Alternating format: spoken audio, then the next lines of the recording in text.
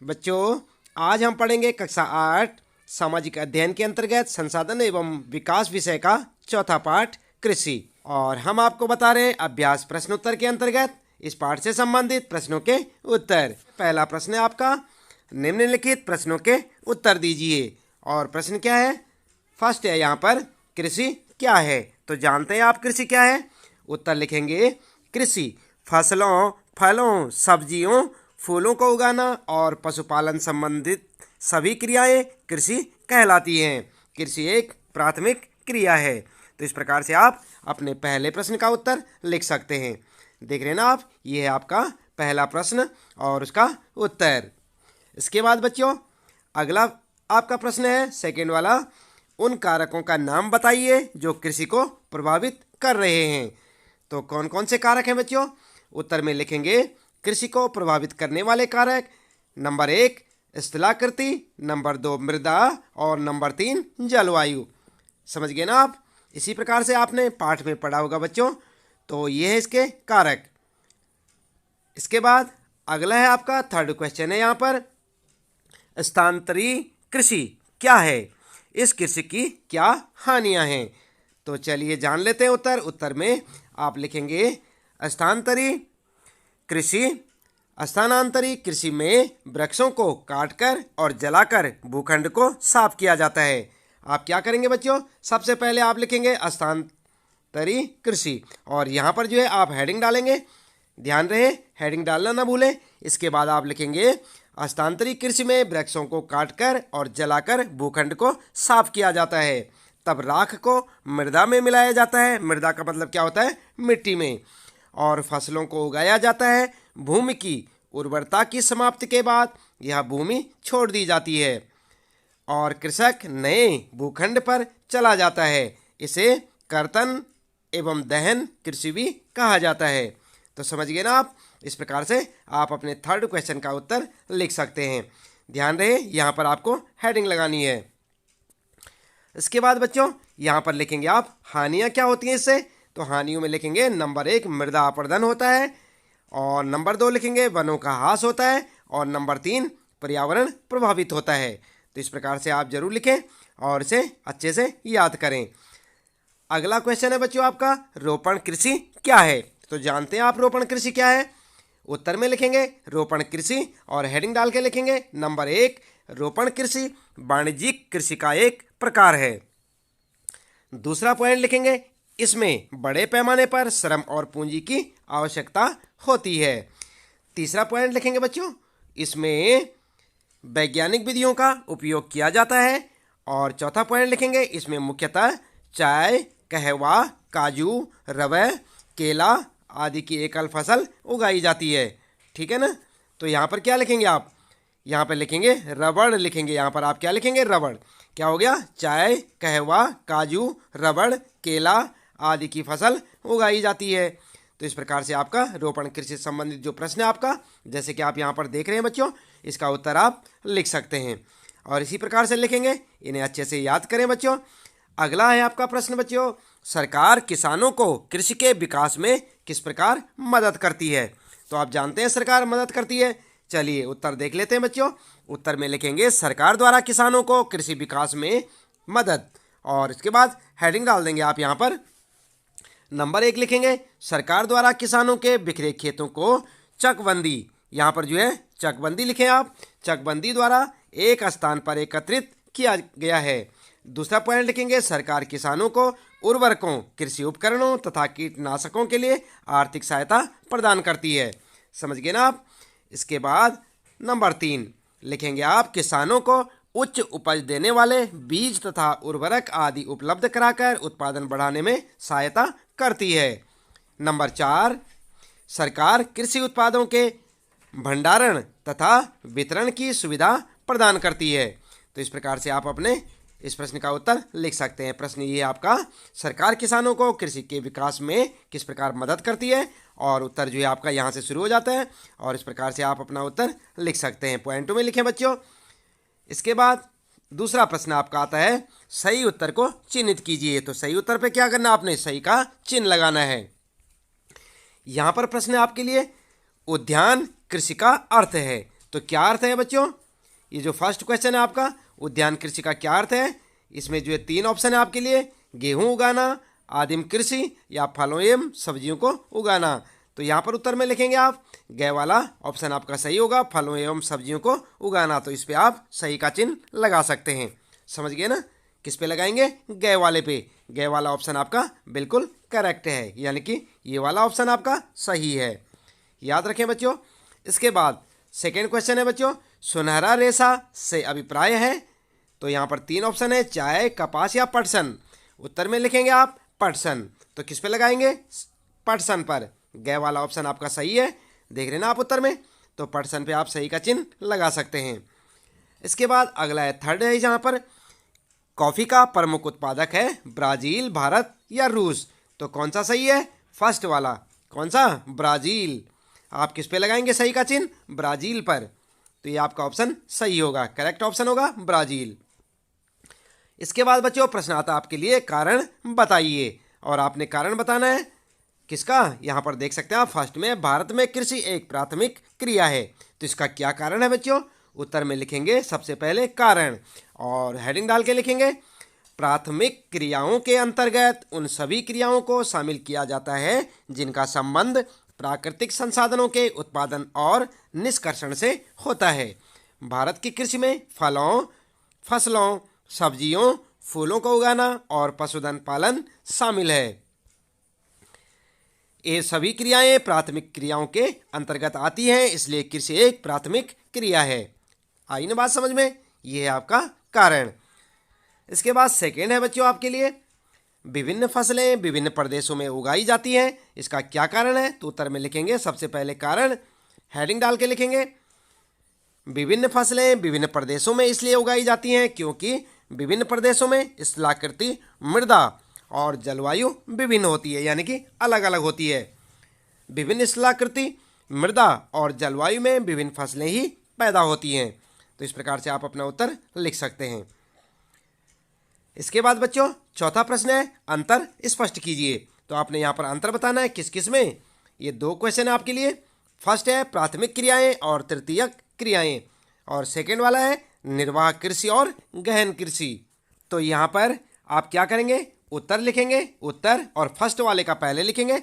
और फर्स्ट में क्या था, प्राथमिक क्रियाएं और तृतीयक क्रियाएं। तो इसमें अंतर क्या है, प्राथमिक क्रियाएं और तृतीयक क्रियाओं में क्या अंतर है, चलिए उत्तर देख लेते हैं। उत्तर में आप लिखेंगे, ऐसे एक टेबल बनाएंगे आप बच्चों, ध्यान दें, ऐसी एक टेबल बनाएं और यहाँ पर लिखें प्राथमिक क्रियाएं, यहाँ पर लिखें तृतीयक क्रियाएं, और दोनों में अंतर बताएंगे। नंबर 1 अंतर, जिन क्रियाओं का संबंध प्राकृतिक संसाधनों के उत्पादन और निष्कर्षण से होता है, और इसमें लिखेंगे जिन क्रियाओं का संबंध प्राथमिक और द्वितीयक क्रियाओं के सेवा कार्यों द्वारा सहयोग प्रदान करना होता है। और सेकेंड वाला अंतर लिखेंगे कृषि, मत्स्यन, वानिकी और प्राथमिक क्रियाओं के उदाहरण हैं, और यहाँ पर लिखेंगे यातायात, बैंकिंग, स्वास्थ्य, शिक्षा, बीमा आदि तृतीयक क्रियाओं के उदाहरण हैं। दिख रहा है ना आपको, तो इस प्रकार से आप अपना उत्तर लिख सकते हैं। ये हो गया प्राथमिक क्रियाएं और तृतीयक क्रियाओं में अंतर में। उसके बाद सेकेंड वाला है, अंतर बताने के लिए निर्वाह कृषि और गहन कृषि में अंतर बताइए। तो यहाँ पर जो आपने क्या करना है, अंतर के लिए यहाँ पर भी एक टेबल बनाएंगे आप उसी प्रकार से, और ध्यान दें यहाँ पर जो है इस साइड में लिखेंगे निर्वाह कृषि और यहाँ पर गहन कृषि। और पहला अंतर होगा, केवल एक कृषक परिवार को आवश्यकताओं को पूरा करने के लिए की जाने वाली कृषि निर्वाह कृषि कहते हैं। और यहाँ पर लिखेंगे आप दूसरी साइड में लिख सकते हैं, भूमि के एक छोटे टुकड़े पर अधिक परिश्रम द्वारा अधिक उत्पादन प्राप्त किया जाता है। और यहाँ पर सेकंड में लिखेंगे निर्वाह कृषि के अंतर्गत एक वर्ष में केवल एक ही फसल उगाई जाती है। और इधर लिखेंगे गहन कृषि के अंतर्गत एक वर्ष में एक से अधिक फसलें उगाई जाती हैं। थर्ड में लिखेंगे इसमें कृषि के परंपरागत तरीके उपयोग में लाए जाते हैं। और यहाँ पर लिखेंगे इसमें प्रति इकाई पूंजी और श्रम की मात्रा अधिक होती है। तो आई ना बात समझ में, कैसे आप अंतर लिख सकते हैं। इस प्रकार से आप अंतर बता सकते हैं। ठीक है बच्चों। अब इसके बाद यहाँ पर जो है अगला प्रश्न आपके लिए क्रियाकलाप से संबंधित प्रश्न है, एक्टिविटीज़ का प्रश्न है ये। और यहाँ पर क्या पूछा है, बाजार में उपलब्ध गेहूँ, चावल, ज्वार, बाजरा, रागी, मक्का, तिलहन और दलहन के बीजों को एकत्र कीजिए। तो आप ये बाज़ार से ले सकते हैं। उन्हें कक्षा में लाइए, आप अपनी कक्षा में ले जाइए और पता लगाइए कि वे किस प्रकार की मृदा में उगते हैं। तो आप ये अपने क्लास टीचर से पूछ सकते हैं, अपने सब्जेक्ट टीचर से पूछ सकते हैं। और ये सारे जो है जितने भी यहाँ पर रखे हुए हैं, चावल, ज्वार, बाजरा, गेहूँ, इन सब का बीज जो है क्लास में आप लेके जा सकते हैं।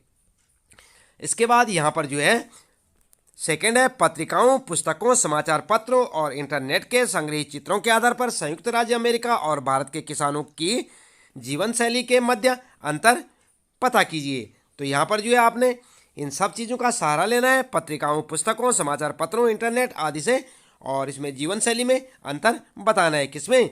संयुक्त राज्य अमेरिका और भारत के किसानों की जीवन शैली में। तो चलिए सबसे पहले देख लेते हैं यहाँ पर ये जो मक्का, तिलहन, ज्वार, बाजरा, दलहन आदि बीजों को एकत्र आपने किया था, इन्हें कक्षा में ले जाकर ये किस प्रकार की मिट्टी में उगते हैं, इसका उत्तर देख लेते हैं। तो उत्तर लिखेंगे आप फर्स्ट का, विभिन्न फसलों के बीज छात्र स्वयं एकत्र करें। ये तो आपको स्वयं से करने हैं बच्चों। और एक कौन कौन सी उसमें उगाए जाते हैं, तो यहाँ पर जो है एक आप टेबल बनाएं, अच्छी सी एक टेबल बनाएं साफ़ सुथरी, और यहाँ पर जो है लिखना शुरू करें। सबसे पहले लिखें आप फसल का नाम और मृदा का प्रकार, यानी कि कौन सी मिट्टी में उगाए जाते हैं, मिट्टी का प्रकार लिखेंगे। सबसे पहले बात करते हैं गेहूं की, तो गेहूं दोमट मिट्टी, जलोढ़ मृदा में उगाई जाती हैं। और चावल की बात करते हैं तो ये चीका युक्त जलोढ़ मृदा में, यानी कि मृदा का मतलब समझ रहे हैं आप, बार बार यहाँ पर मृदा आ रहा है तो मृदा क्या है, मृदा का मतलब मिट्टी, जलोढ़ मिट्टी, ठीक है ना। इसके बाद मक्का की बात करते हैं तो ये जलोढ़ मिट्टी में या जलोढ़ मृदा में। ज्वार की बात करते हैं तो बलुआ, दोमट, और बाजरा की बात करते हैं बलुआ, दोमट। ज्वार की बात करते हैं जलोढ़, और रागी की बात करते हैं बलुआ, दोमट। और इसके बाद तिलहन की बात करते हैं बच्चों तो जलोढ़, और दलहन की बात करते हैं तो जलोढ़। तो इस प्रकार से आप जो मिट्टियों के नाम लिख सकते हैं, चाहे अपने सब्जेक्ट टीचर से पूछ के लिख सकते हैं और चाहे यहाँ से देख के, बिल्कुल ऐसे आप लिखेंगे फर्स्ट का आंसर। इसके बाद सेकंड की बात करते हैं यहाँ पर बच्चों, तो आपने जो है अंतर तो आपको हम बता देंगे यहाँ पर, लेकिन चित्र आपने समाचार पत्रों से आदि से काटकर स्वयं से इकट्ठे करने हैं। और अंतर क्या होगा भारतीय किसान और संयुक्त राज्य अमेरिका के किसान की जीवन शैली में, उत्तर में आप लिख सकते हैं। सबसे पहले आप हेडिंग डालेंगे और लिखेंगे भारतीय किसान, और भारतीय किसान की जीवन शैली क्या होती है, नंबर 1, 2, 3, 4 करके आप लिखेंगे। तो भारत में फार्म का आकार छोटा, लगभग 1 से 5 हेक्टेयर होता है। इसके बाद दूसरा पॉइंट लिखेंगे, किसान मुख्य रूप से गांव में रहता है। भारतीय किसान तो आप जानते हैं ना, अगर आपके पास भी खेती बाड़ी वाले हैं आप, तो आप भी गांव में रहते होंगे। तो भारतीय किसान कहाँ रहता है बच्चों, गांव में। तीसरा पॉइंट लिखेंगे, किसान वर्ष में कम से कम 2 फसलें उगाता है। और चौथा पॉइंट लिखेंगे, किसान अपने मित्रों और बुजुर्गों के साथ साथ सरकारी कृषि अधिकारियों से कृषि कार्यों के संबंध में सलाह लेता है। और पांचवा पॉइंट लिखेंगे, किसान खेतों की जुताई भाड़े के ट्रैक्टर से या बैलों से परंपरागत तरीके से करते हैं। छठा पॉइंट लिखेंगे, किसानों के पास भंडारण की सुविधाओं की कमी होती है। अब बात करते हैं यहाँ पर कि संयुक्त राज्य अमेरिका का जो किसान होता है उसकी जीवन शैली कैसी होती है। तो यहाँ पर आप लिखेंगे, संयुक्त राज्य अमेरिका में फार्म का औसत आकार 250 हेक्टेयर होता है, यानी कि भारत के जो खेत होते हैं इनसे कई गुना बड़ा। इसके बाद दूसरा पॉइंट लिखेंगे, किसान सामान्यतः फार्म में रहता है। तीसरा पॉइंट लिखेंगे, किसान वर्ष में 1 फसल उगाता है। चौथा पॉइंट, किसान उर्वरक कार्यक्रम की योजना बनाने में वैज्ञानिक मदद लेता है। उसका कंप्यूटर उपग्रह से जुड़ा हुआ है जो किसान को उसके खेत की यथार्थ तस्वीर देता है। और इसके बाद पांचवा है, किसान ट्रैक्टरों, बीज बोने की मशीनों, समतलक, संयुक्त हार्वेस्टर और प्रेशर नहीं लिखें, यहाँ पर लिखेंगे आप क्रेशर का उपयोग कृषि संबंधी विविध संक्रियाओं में करता है। और इसके बाद जो है छठा लिखेंगे, अनाज स्वचालित अन्न भंडार में संचित किए जाते हैं अथवा बाजार अभिकरणों यानी कि मार्केट एजेंसियों में भेजे जाते हैं। तो इस प्रकार से आप अपने उत्तर को लिख सकते हैं। किसमें, जो भारतीय किसान, सबसे पहले लिखेंगे आप भारतीय किसान की जीवन शैली, इसके बाद आप लिखेंगे संयुक्त राज्य अमेरिका के किसान की जीवन शैली के बारे में। इसके बाद बच्चों अगला प्रश्न आता है आपके लिए, आओ खेलें। शब्द पहेली को दिए संकेतों की मदद से हल कीजिए। तो आपने देखी थी शब्द पहेली अपनी पाठ्य पुस्तक में, आप देख सकते हैं। और कैसी हो, वर्ग पहेली के उत्तर अंग्रेजी के शब्दों में हैं। और यहाँ पर जो है इस प्रकार से आपके लिए के वर्ग पहेली दी हुई है, आप इसे देख सकते हैं अपनी पाठ्य पुस्तक में। देखें बच्चों, दिख रहा नहीं ये है आपका पूरा चित्र। और इसके बाद जो है यहाँ पर आप क्या करेंगे, यहाँ पर जो है आप लिखेंगे, एक टेबल बनाएं आप, और यहाँ पर आप देख सकते हैं बाएं से दाएं, ऊपर से नीचे, फसल जिसे सुअपवाहित उपजाऊ मृदा, मध्यम तापमान पर और तेज धूप की आवश्यकता होती है। तो इस प्रकार से आप इन्हें जो है अपनी नोटबुक में नोट करेंगे। दिख रहा है ना आपको यहाँ पर। तो इस प्रकार से ऊपर से नीचे और बाएं से दाएं के लिए आपको जो संकेत दे रखे हैं वो इस प्रकार से यहाँ पर दिए हुए हैं। आप इन्हें पढ़ें और इन्हें जो है अपनी नोटबुक में नोट करें। इसके बाद इसको हल कैसे करना है चलिए देख लेते हैं। बाएं से दाएं, तो यहाँ पर जो है बाएं से दाएं में आप लिखेंगे मेज, मेज यानी कि मक्का, और ग्रीन रेवोल्यूशन यानी हरित क्रांति, और व्हीट लिखेंगे यहाँ पर गेहूं, और जो है यहाँ पर निर्वाह कृषि, और इसके बाद डेयरी फार्मिंग, और फिर विटीकल्चर। कैसे लिखेंगे, बाएं से दाएं। आप समझ गए ना, बाएं से दाएं यानी कि बायां कहाँ होता है आपका, यहाँ से और शुरू करके इधर को, ठीक है। और उसके बाद ऊपर से नीचे, तो यहाँ से शुरू करके ऐसे नीचे को। तो यहाँ पर लिखेंगे मिलिटेस, स्थानांतरित कृषि, एग्रीकल्चर, हॉर्टिकल्चर, कपास, और इसके बाद रोपड़ कृषि, जूट, चावल, और प्राथमिक क्रियाएं या प्राथमिक क्रिया। तो इस प्रकार से आप जो इसका उत्तर लिख सकते हैं, ऊपर से नीचे ऐसे में और बाएं से दाएं। तो बच्चों इसके साथ ही यहाँ पर इस पाठ से संबंधित प्रश्नों के उत्तर आपके समाप्त होते हैं। उम्मीद है कि आपको अच्छे से समझ आए होंगे, और इसी प्रकार लगातार अपने सभी पाठों के प्रश्न उत्तर जानने के लिए लगातार जुड़े रहे हमारे साथ, देखते रहे वीडियो। और यदि अभी तक आपने चैनल को सब्सक्राइब नहीं किया तो चैनल को सब्सक्राइब अवश्य कर दें, बेल आइकन भी दबा दें ताकि आपको आने वाली प्रत्येक वीडियो की नोटिफिकेशन मिलती रहे। तो आज के लिए इतना काफ़ी है बच्चों, मिलते हैं फिर अगली वीडियो में।